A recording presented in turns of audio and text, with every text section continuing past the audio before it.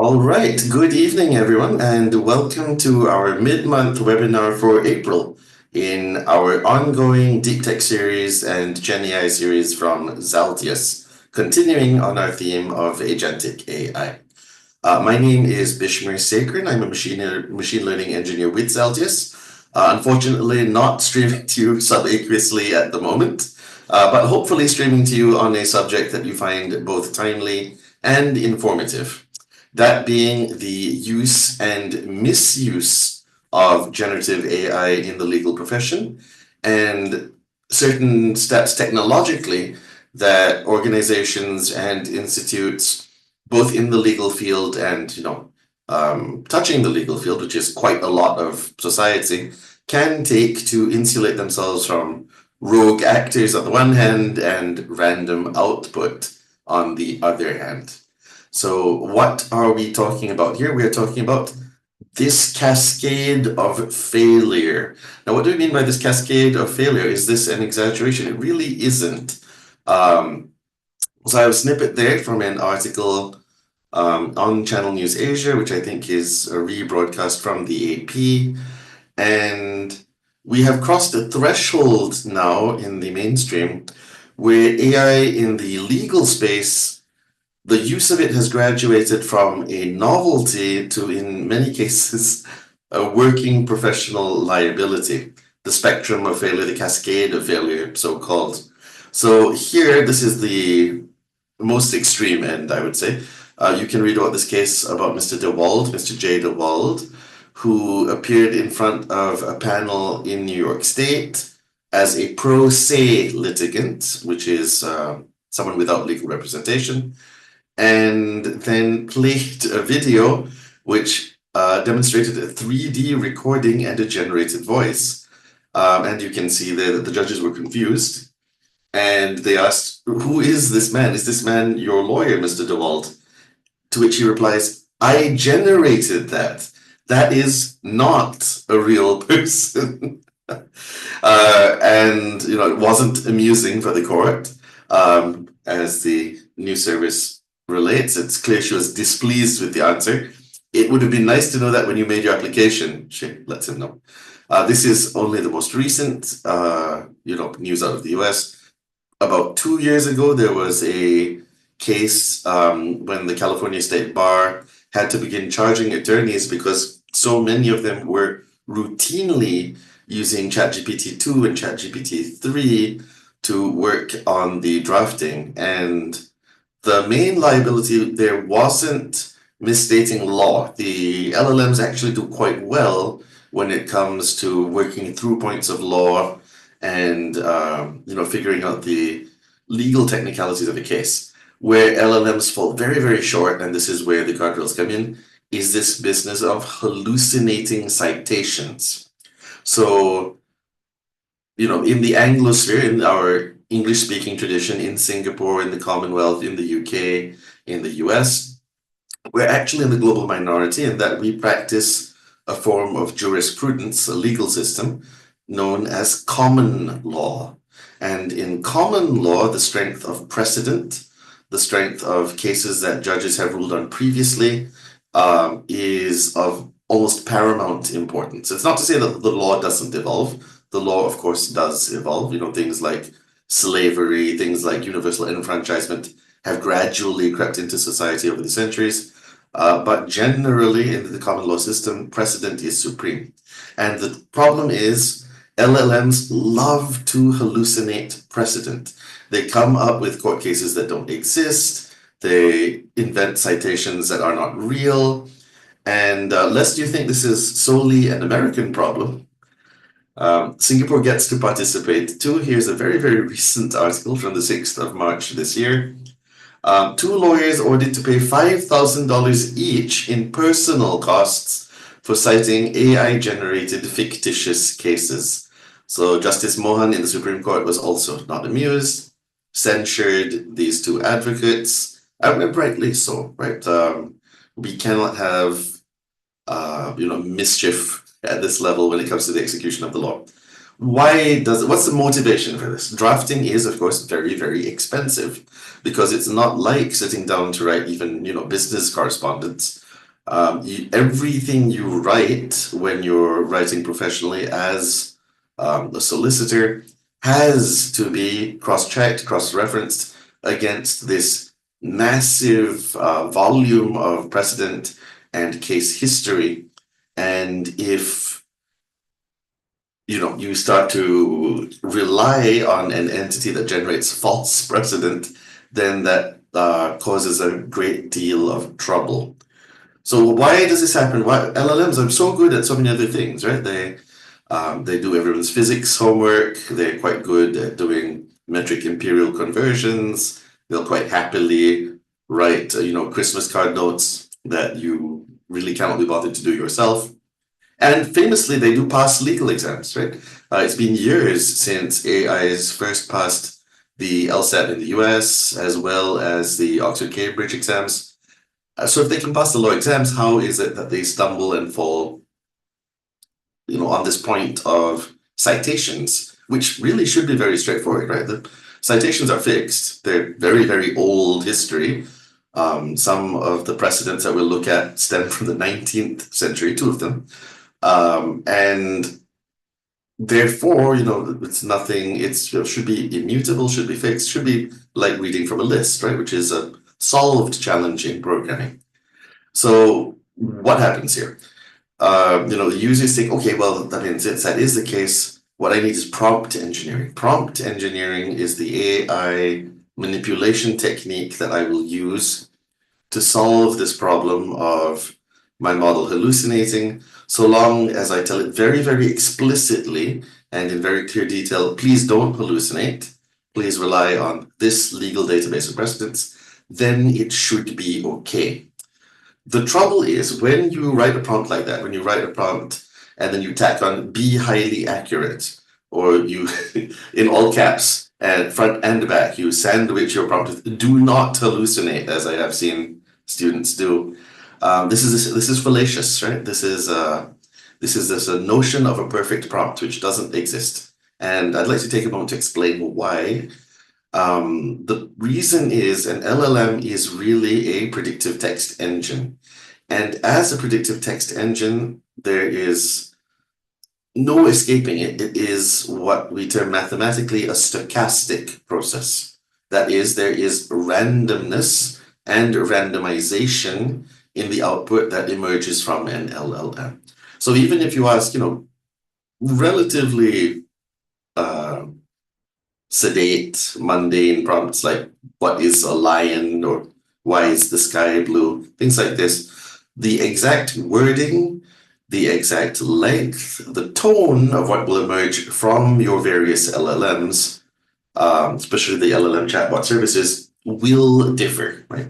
There's no way around that. That's the nature of the randomness.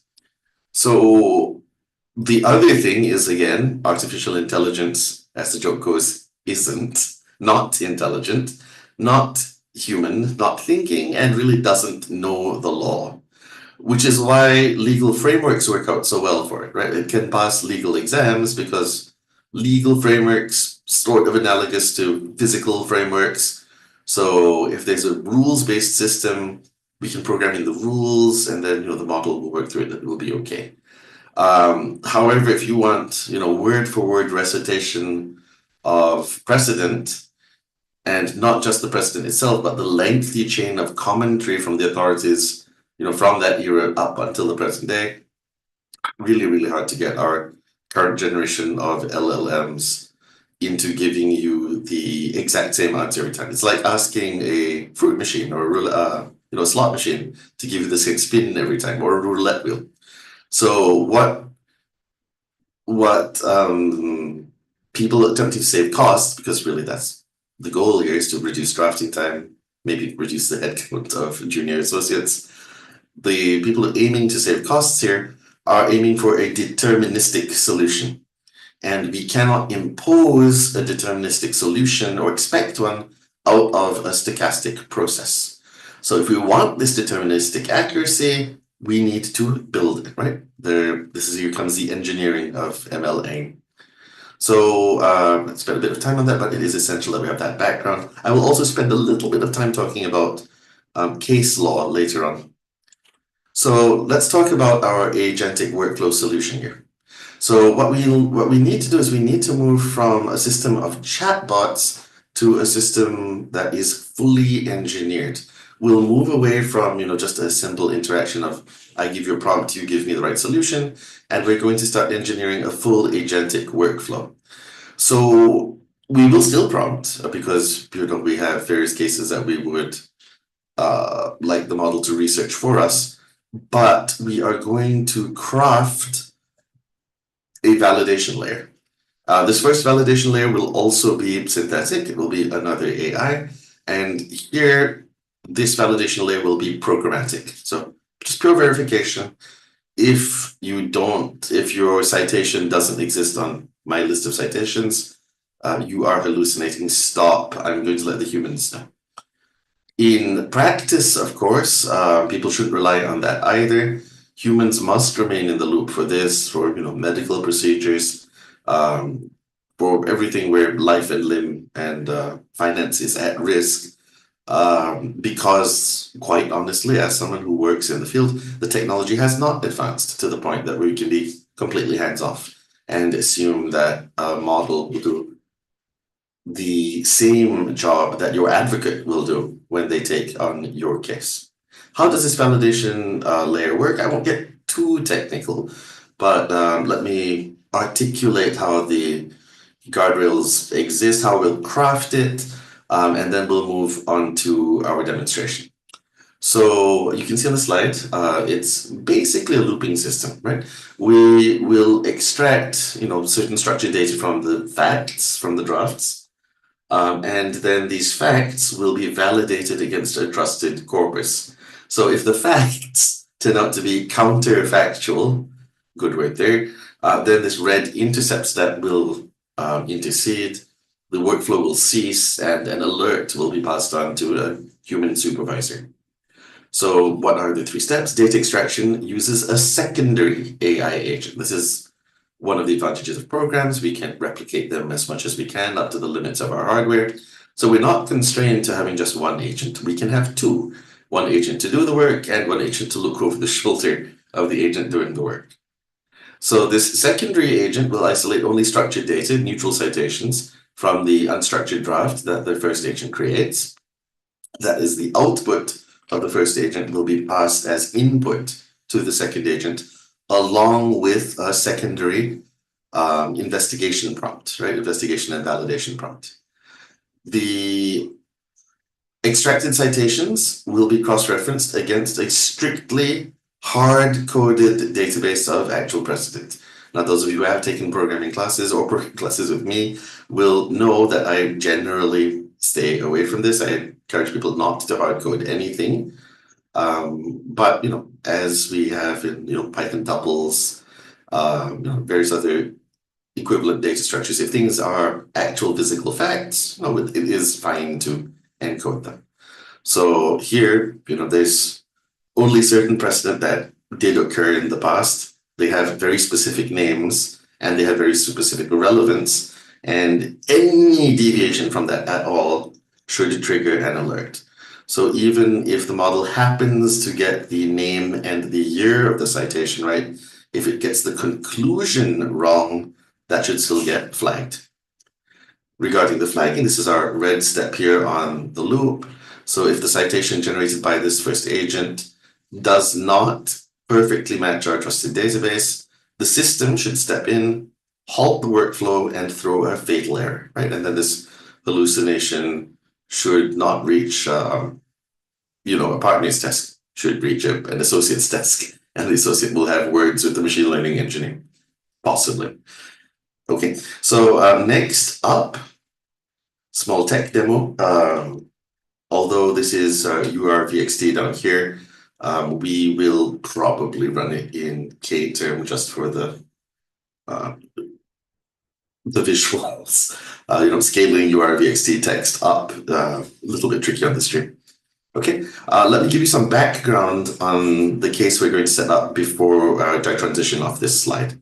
So the domain of law that we chose to explore tonight, we wanted one that is fairly complex, We wanted one that is, relatively infrequent. Not in the sense that it happens infrequently. These cases happen all the time, but infrequent in the sense that in your lifetime, you, as a person, maybe will do this once or twice. And that field is probate law. Probate law, the law that which applies for the division of estates and assets when a person is unfortunately deceased. Now, in the common law system, it is a duty incumbent upon every adult that they are meant to leave a valid testamentary instrument, also commonly called a will, which specifies the division of their assets after death. However, in the Singaporean context and also globally, people are very squeamish to talk about death. People are very squeamish to talk about money. They definitely don't want to talk about death and money with their children, and their children may not want to talk about it with them either.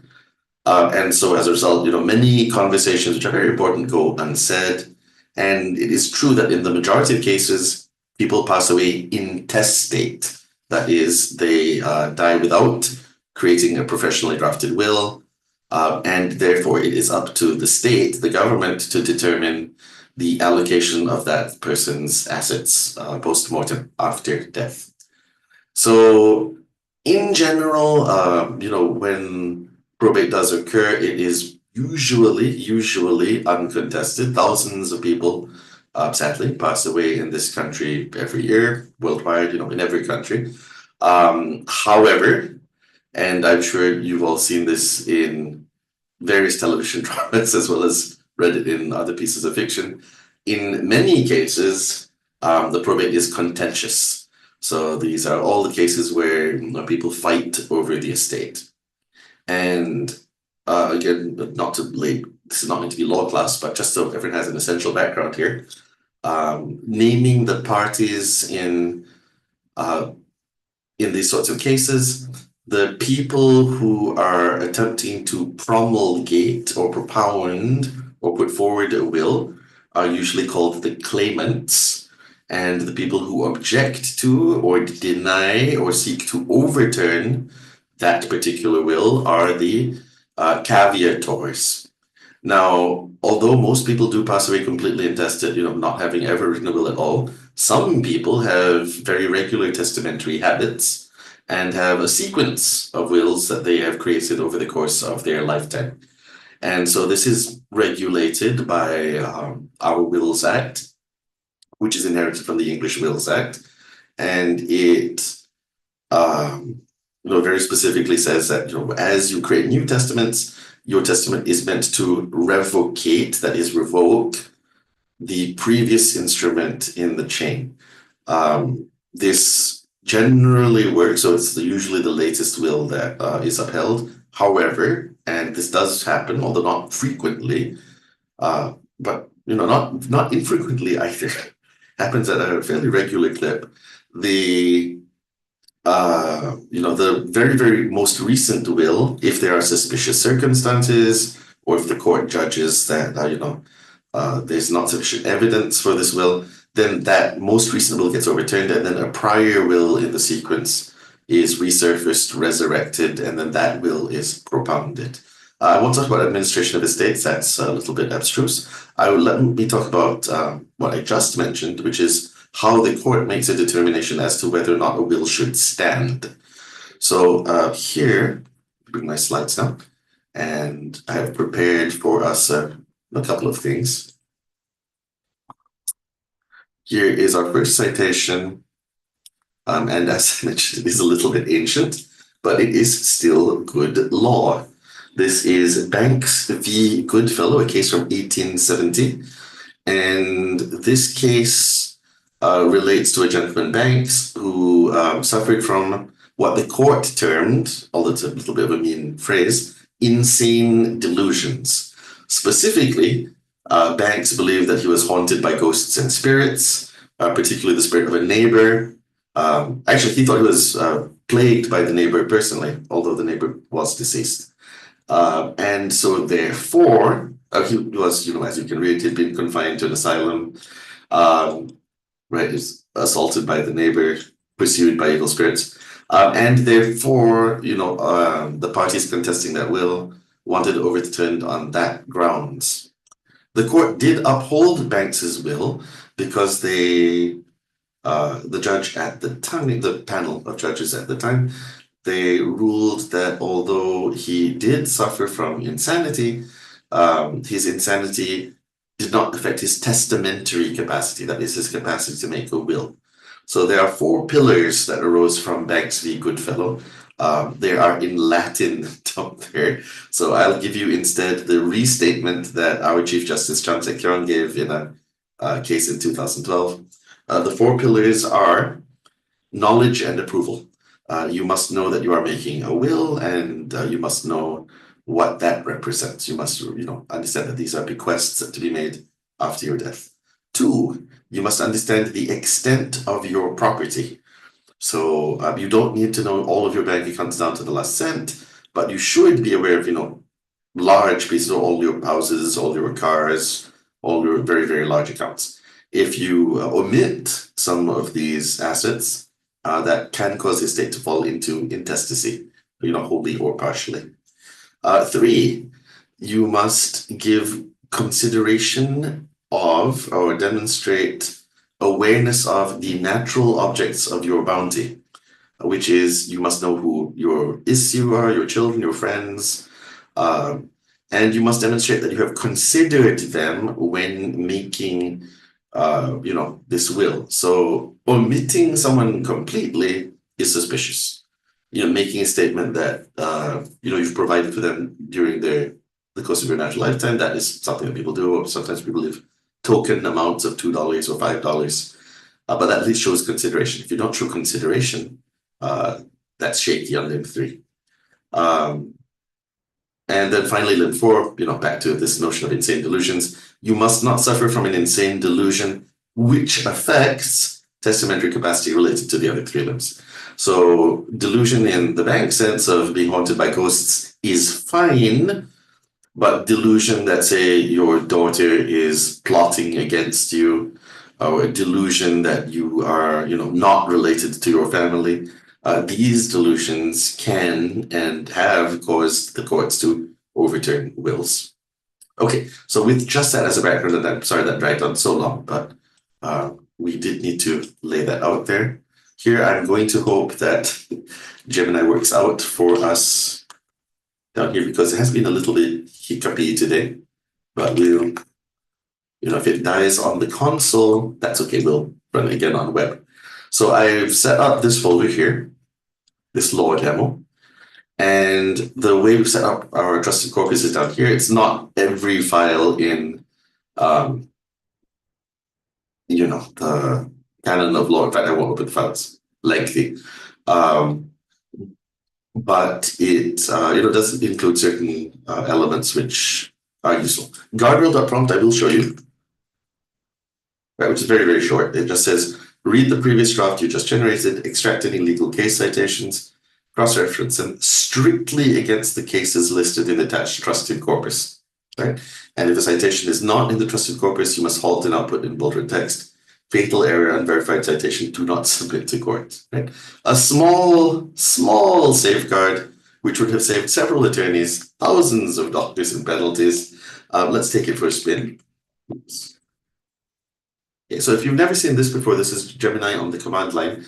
Very same models as Gemini on the. Let me do Flash here just for the speed of it. Same models as Gemini on the web. But you have this advantage that you get to use local context, right? So you can use your own file system and supply context to the model and background files to the model. So we have a prompt. I'm going to bring it over because retyping it would be extensive, and I'll read it to you. Okay. And our prompt is, using Singaporean citations only, find me a case where the claimant attempted to do everything right, re creating a golden rule memo. This is a case in 1975, which says that If a testator is elderly, there should be a professional medical opinion in writing. Not a requirement of law, but if you don't provide that, again, goes to suspicious circumstances. Ensuring a disinheritance clause was in the final executed testament. Registered the will correctly and preserved it physically to eliminate the chance of the court declaring animo revocandi. This is a legal principle where if you say that there is a will, but then fail to actually produce the will, the court's automatic determination is that the testator took it home and destroyed it, which is the operating principle, which is why wills must be safeguarded. It still failed to discharge the burden under Banks v. Goodfellow, which we just talked about extensively, and Barry v. Butlin. In Barry v. Butlin, the burden of the case is placed on the propounders, the claimants, in the affirmative. So it is the caveators who attempt to poke holes in their case, and the claimants must affirmatively prove all of those elements of capacity, of lack of suspicious circumstances, of the absence of insane delusions, etc., etc. So there is one case that does actually satisfy all of those criteria. You can see here it's running off on a Google search. So it's probably going to do the Gemini thing and try and be a helpful, friendly agent. And then as a friendly, helpful agent, it's going to give us the wrong case, which is what I anticipate. The right case, by the way, is this case. 2002 SGHC 152 Tan Tek Kong versus Tan Pian Meng. So in this case, Pian Meng was the younger brother, and he was able to, he did everything right, as the prompt suggests. He obtained a medical memo. He obtained not one, but two wills, two medical memos as well. He ensured that there were token sums to his brothers in his mother's will, but still allocated everything to himself. Even though he did all of these things, Justice Wu Bi-Li, who is now on our Supreme Court, he was a judicial commission at the time, he still threw the will out because Pian Meng failed to discharge his burden fully. The circumstances were extremely suspicious because Madam Tan herself was elderly, and he failed to demonstrate that she had full knowledge and approval of everything he was doing, including transfers of assets to himself. So what we got. Okay, it's reading our files, and it should be generating some case law. If this doesn't work out, I will just, like I said, do it in Gemini very quickly.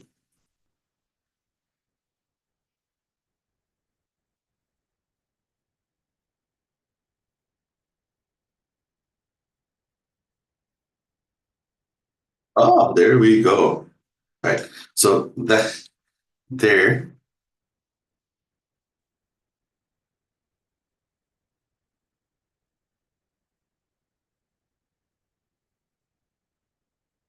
Here we go. Okay. So there it succeeded in citing the case correctly because we've provided the corpus we wanted to.